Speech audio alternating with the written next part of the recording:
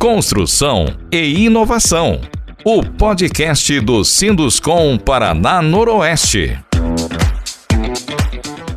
O mercado imobiliário voltado para habitação de interesse social, que tem como objetivo viabilizar à população de baixa renda o acesso à moradia adequada e regular, está aquecido em Maringá. Empreendimentos estão sendo lançados nas chamadas ZEIs, Zonas Especiais de Interesse Social.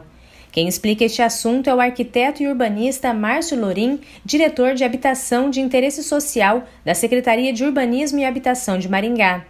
Olá, Márcio, bem-vindo ao Construção e Inovação. Para começar, o que são as ZEIs e como elas são utilizadas? Olá, meus cumprimentos aos ouvintes aí do podcast. Muito obrigado pela oportunidade.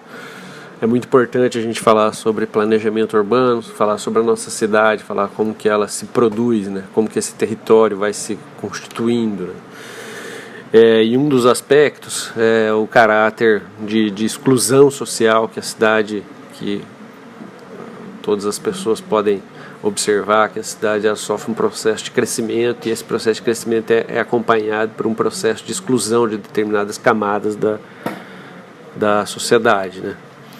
Ou seja, os mais pobres, a população mais vulnerável, ela vai sendo empurrada para áreas menos servidas de serviços essenciais, e elas vão ficando também cada vez mais distantes do seu trabalho.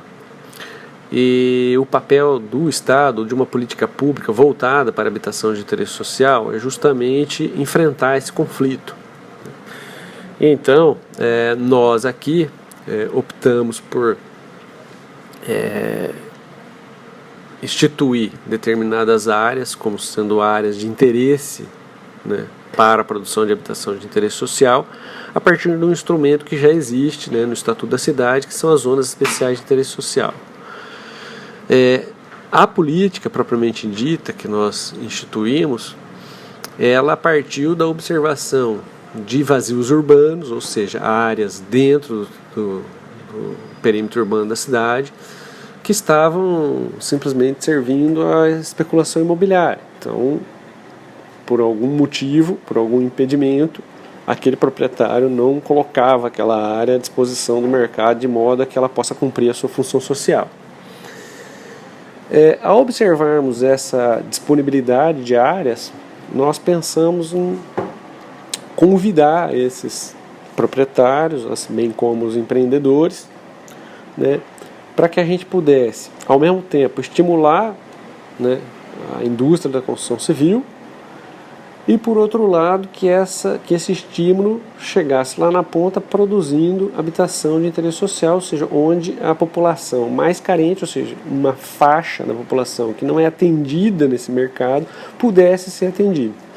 Então, a política pública tem como objetivo promover, lá no final, a inclusão social, o direito à cidade, que essa parcela da população que até então não tem acesso a esse mercado, pudesse ter. A ideia dessas ZEIs, ou seja, Zonas Especiais de Interesse Social, a partir desse chamamento público, é que o município, ou seja, o poder público, permite que aquele proprietário daquele pedaço de terra possa construir, possa verticalizar naquela área onde a princípio não poderia verticalizar, porém a contrapartida exigida pelo município é que ele produza uma determinada mercadoria que possa servir a essa população que até então não é assistida. Essa é a moral da história dessa política pública.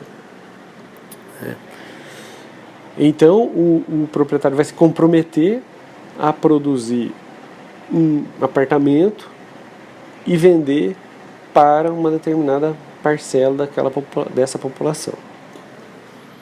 Recentemente, a Diretoria de Habitação da Prefeitura de Maringá divulgou que estão sendo assinados os contratos para a construção de 1.650 unidades habitacionais nas ZEIs, financiadas pelo programa Casa Verde Amarela do Governo Federal, o antigo Minha Casa Minha Vida.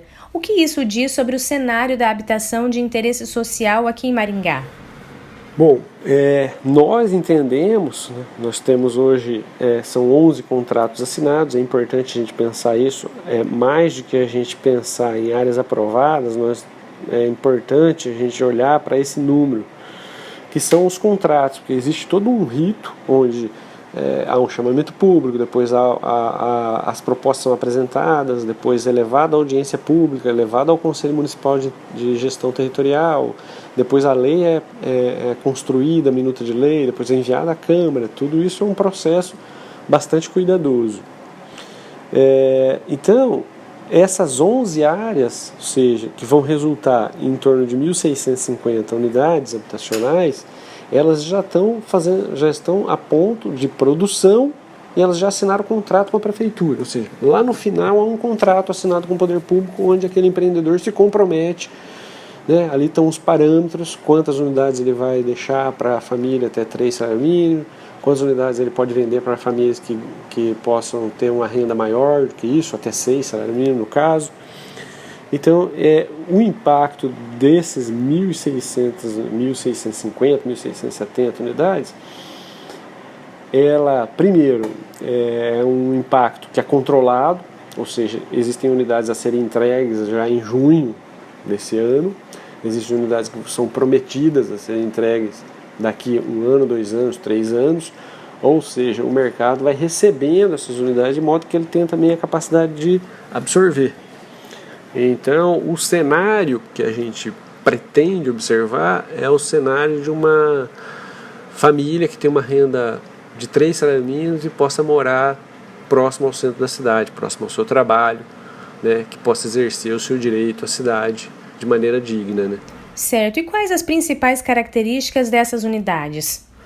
As principais características desse projeto, ou seja, dos projetos que a gente recebe, é que são apartamentos, na sua maioria de 2 quartos, eles têm no máximo 50 metros quadrados, onde você possa ter ali uma primeira moradia, ou moradia acessível para as famílias que têm uma renda, né, como a gente disse, até 3 salários mínimos ou até 6 salários mínimos, dependendo do tipo de produto, da localização desse produto. Márcio, e quem poderá comprar essas unidades e como fazer isso? Desde que seja uma família que tenha essa renda, está dentro dessa faixa de renda, elas, no primeiro momento, você tem uma exclusividade de atendimento, ou seja, todos os empreendimentos eles são comprometidos com o poder público, de modo que eles reservam o primeiro mês de atendimento exclusivo às pessoas que têm cadastro aqui na Prefeitura Municipal, que é um cadastro da casa própria, como se fosse uma fila. Não é uma fila, mas é um cadastro de pessoas. Bom, as pessoas elas podem fazer esse cadastro a qualquer tempo. Agora, com esse problema da pandemia, é preferível que se faça remotamente, mas também nós podemos agendar, se a pessoa tiver necessidade, de vir até aqui. Damos preferência para fazer tanto online quanto por telefone, né? E as pessoas que podem comprar ou podem adquirir, elas vão submetidas, num segundo momento, a uma análise de crédito do órgão financiador, seja ele a Caixa Econômica Federal ou seja outro banco que trabalha com o programa Casa Verde e Amarela. Tá certo, Márcio. Muito obrigada por participar do Construção e Inovação. Conversamos com o arquiteto e urbanista Márcio Lorim, diretor de Habitação de Interesse Social da Secretaria de Urbanismo e Habitação de Maringá. Ele falou sobre empreendimentos voltados para a população de baixa renda. Obrigada, associado, por acompanhar mais esta edição do Construção e Inovação. Construção e Inovação, o podcast do Sinduscom Paraná Noroeste.